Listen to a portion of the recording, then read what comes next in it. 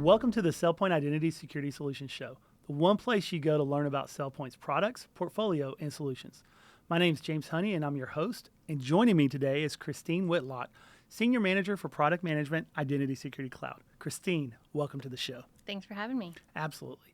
So I'm super excited that you're here joining us today because we're going to talk about something that's really near and dear to both of our hearts around access and role modeling. So let's just kind of jump into it.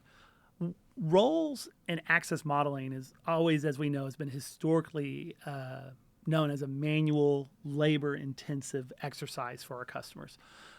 What has SailPoint been doing differently to change that? Yeah, so it's no secret, right, that if you've been close to an identity program, access modeling is hard. It can take years to get it right.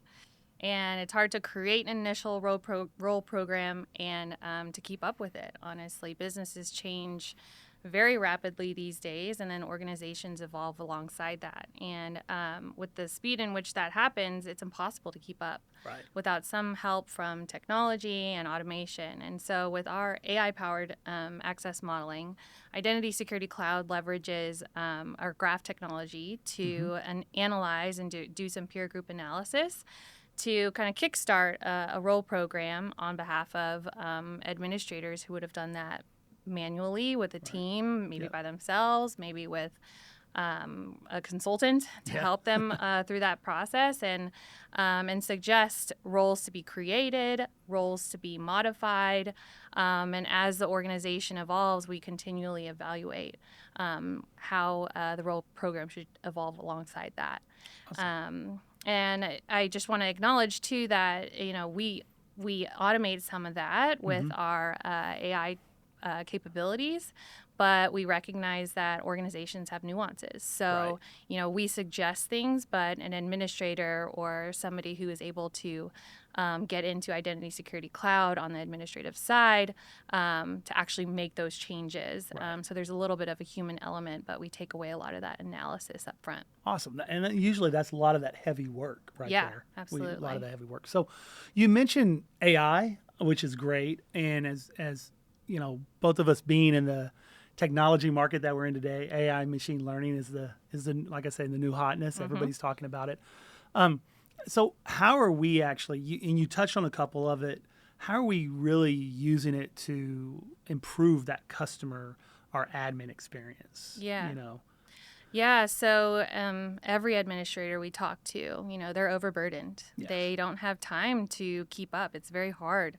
And so, and end users as well. It's not just the administrators who are interacting with our product. It's end users as well who are busy in their day-to-day activities. They want to be in and out. They want to do things as quickly as possible, but, we also don't want to enable them to compromise on security. Right. So, some of the things that we've recently released, like our newly released Gen AI descriptions for entitlements, leverages those newer AI technologies like the large language models to suggest descriptions on entitlements. Right. Those are really important, and I think anyone who has been close to any sort of data that is similar to entitlements, those descriptions are often really poorly configured and sometimes often empty. I was going to say, if they're even there. Yeah, our research showed that about, on average, 60% of descriptions are empty or blank. And so on the end user side, that is also not helpful. Right. In, when they're doing certification reviews, if they're requesting access or if they're approving access requests, those descriptions are often all that they have to make a decision that can ultimately give the access that they need to do their job or even over-provision somebody. Right. And without those descriptions being meaningful, those decisions are often made by mistake or without the context that they need. And so that's just an example of what we're trying to do, leveraging newer technologies. And when you're thinking about an administrator who has tens of thousands, sometimes hundreds of thousands of entitlements to manage, set up, manage over their life cycle, that's impossible to do without the help of some of these tools that make it a little bit easier and more manageable. Awesome. Yeah. No, and I think, and you hit on into the previous question about the AI, we don't just turn it over. There has to be a decision in there, and this is to help make smarter decisions. I think that's great. Yeah, and I think that's part of, I think our societies, we're having to adjust to some of these AI technologies, and we don't trust them fully yet. And I think that's very natural, and we've leaned into that with just suggesting these changes. And then also with the Gen AI descriptions, administrators can also send those descriptions out to the business and say, hey, does this make sense before I actually apply this suggested description? That's good. Does it make sense to you who is closest to that access before it's actually updated for that entitlement? Absolutely. Yeah. So, so obviously we talked about a lot of the new stuff that we're doing. Can you kind of give us some real world stories, examples that because you talk to a lot of customers. I think out of anybody in the company, there's a few of you that talk to a lot of customers on an ongoing basis. What real world stories do you have or examples? Oh, we have a lot. But, recently I was talking to a company in our healthcare vertical. It was taking them over a month to stand up a new hospital and get the folks onboarded onto that hospital. And they were spending money. That obviously takes money. It takes time. And with our AI access modeling capabilities, they were able to set up a role-based program that stood up a new hospital in a matter of hours as opposed to a month. So, we're looking at ways to expedite the process of onboarding with these AI capabilities and saving organizations money and time. Awesome. And they can focus on something else in that amount of time. And that's so powerful. We talk to a lot of healthcare companies and just the velocity that they need and the complexity, because they also have a lot more complexity. So I'm going to pivot on you a little bit from AI. Like I said, as always, a hot topic, but there's more that goes into our access modeling. And one of the key parts is activity insights and activity data. So how are we using activity data along with our AI solutions to give customers what they need? Yeah, we were really excited to get our hands on some of that usage data because, previously we've always looked at how has access just been assigned out and done that peer group analysis on top of that. But now the activity insights adds a layer of new data that tells us, are people even using that access? That is an important element to whether access is appropriately assigned out or not. Exactly. If it's assigned out, that doesn't mean that people are using it or even that they need it. Right. There's a lot of factors that should go into what a role should contain. And activity insights gives us that usage activity, the login data. Have they reset a password lately? Have they updated content in that application to say, are they even using that?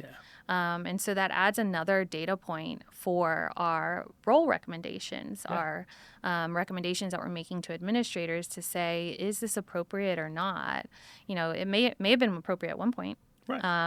But then again, businesses change, processes change, and so that activity insights adds that additional context to make even better decisions on whether a role needs to be modified or not. Yeah, and that's awesome, especially just another data point, like you said, another area.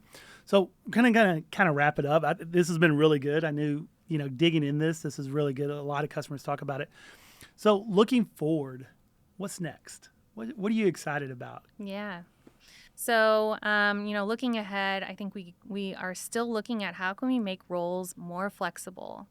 As we interview our market, it's not a one size fits all when it comes to role programs. So adding in that more flexibility to meet organizations' needs to make sure that roles are following that least privilege principle, that you're not over provisioning access, but you're also expediting getting folks up and running in your organization for optimizing that efficiency. And then also looking at how can we continually evolve, the new AI capabilities, like our Gen AI descriptions.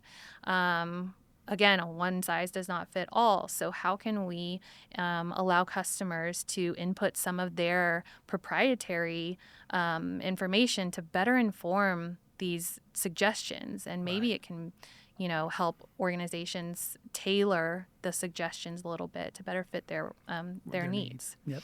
And then one thing that we're also looking into is adding metadata throughout our ecosystem. So our access model, how can we add more context on top of that access to make it more consumable, digestible, understandable, not just from an administrative perspective, but from our end users. We want them to be able to make quick decisions.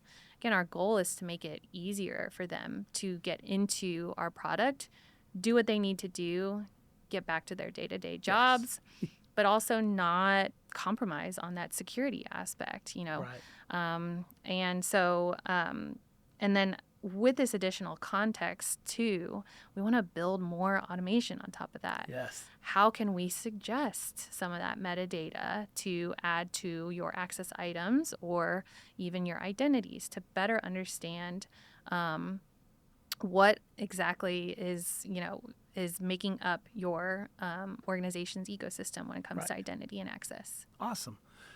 Exciting stuff, Christine. I know you guys are busy, so I really appreciate you joining us today. Thank you so much. This is good stuff. We're going to talk more in the future because there's a lot of good stuff coming. Yeah, thanks for having me, James. Absolutely. And I want to thank you for joining us today on the Identity Security Solutions Show. To learn more about access modeling and all the great stuff that we're doing, join us at www.sailpoint.com. Thank you.